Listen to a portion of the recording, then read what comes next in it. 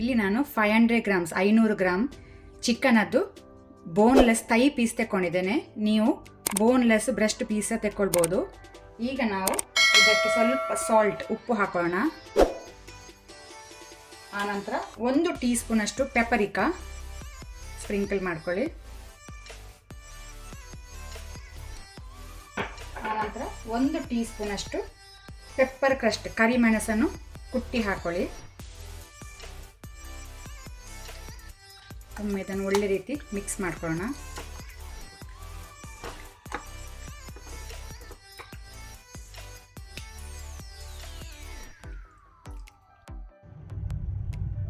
ಈಗ ನಾವು ಸೀಸನ್ ಮಾಡಿದ ಚಿಕನನ್ನು ಹಾಕೋಣ.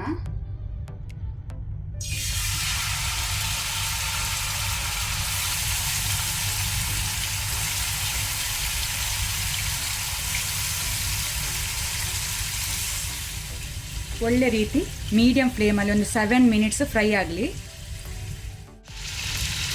ಒಳ್ಳೆ ರೀತಿ ಚಿಕನಲ್ಲಿ ಗೋಲ್ಡನ್ ಬ್ರೌನ್ ಕಲರ್ ಬರಬೇಕು. ಈಗ ನಾವು ತಿರುಗಿಸಿ ಹಾಕುವ. ಫ್ಲಿಪ್ ಮಾಡಿ ಹಾಕೊಳ್ಳಿ. 2 ಸೈಡ್ಸ್ ಒಳ್ಳೆ ರೀತಿ ಫ್ರೈ ಆಗಲಿ.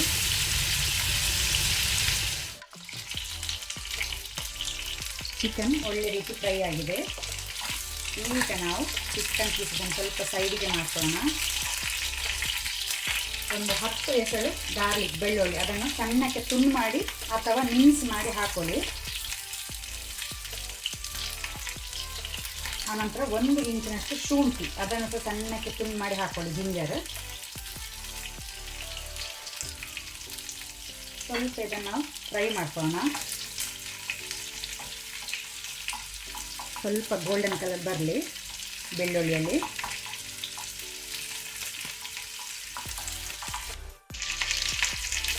ಈಗ ನಾನು 3 ಟೇಬಲ್ ಸ್ಪೂನಷ್ಟು ಸೋಯಾ ಸಾಸ್ ಹಾಕ್ಕೊಳ್ತೇನೆ.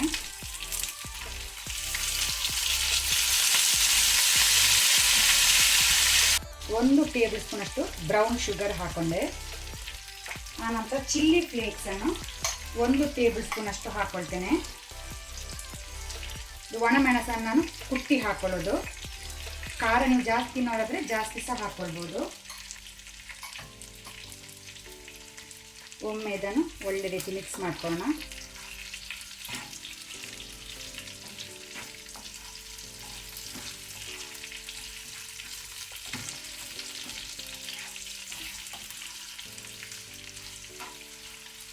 ಈಗ ಇದಕ್ಕೆ ನಾನು ಒಂದು ಅರ್ಧ ಕಪ್ನಷ್ಟು ವಾಟರ್ ನೀರು ಹಾಕ್ಕೊಳ್ತೇನೆ.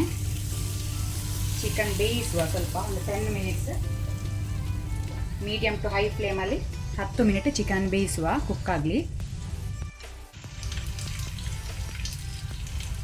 ಚಿಕನ್ ಒಳ್ಳೆ ರೀತಿ ಬೆಂದಿದೆ. ನೀರು ಸಹ ಆಲ್ಮೋಸ್ಟ್ ಡ್ರೈ ಆಗಿದೆ. ಈಗ ನಾನಿಲ್ಲಿ ಉಪ್ಪು ಹಾಕ್ಕೊಳ್ಳಿಲ್ಲ, ಸಾಲ್ಟ್. ನೀವು ಬೇಕಂದರೆ ಸಾಲ್ಟ್ ಹಾಕ್ಕೊಳ್ಬೋದು. ನಾನು ಸ್ಟಾರ್ಟಿಂಗಲ್ಲಿ ಸಾಲ್ಟ್ ಹಾಕ್ಕೊಂಡಿದ್ದೇನೆ. ಈಗ ನಾನು 1 ಟೇಬಲ್ ಸ್ಪೂನಷ್ಟು ಕಾರ್ನ್ಫ್ಲವರ್ ತಗೊಂಡಿದ್ದೇನೆ. ಇದಕ್ಕೆ ಸ್ವಲ್ಪ ವಾಟರ್ ನೀರು ಹಾಕೋಣ. ಇದರ ಸ್ಲರಿ ರೆಡಿ ಮಾಡುವ. ಗಂಟು ಇರಬಾರ್ದು. ಒಳ್ಳೆ ರೀತಿ ಮಿಕ್ಸ್ ಮಾಡ್ಕೊಳ್ಳಿ.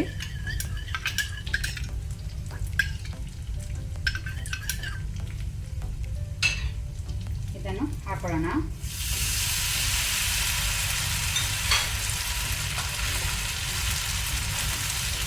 ಫ್ಲೇಮನ್ನು ಲೋಯಲ್ಲಿ ಇಟ್ಕೊಂಡಿದ್ದೇನೆ. ಈಗ ನಾನು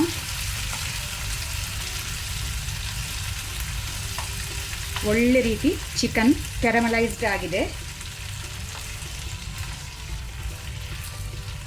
ಈಗ ನಾನು ಮೇಲೆಲ್ಲ ಸ್ವಲ್ಪ ಸ್ಪ್ರಿಂಗ್ ಆನಿಯನ್ ಗ್ರೀನ್ಸ್ ಹಾಕ್ಕೊಳ್ತೇನೆ.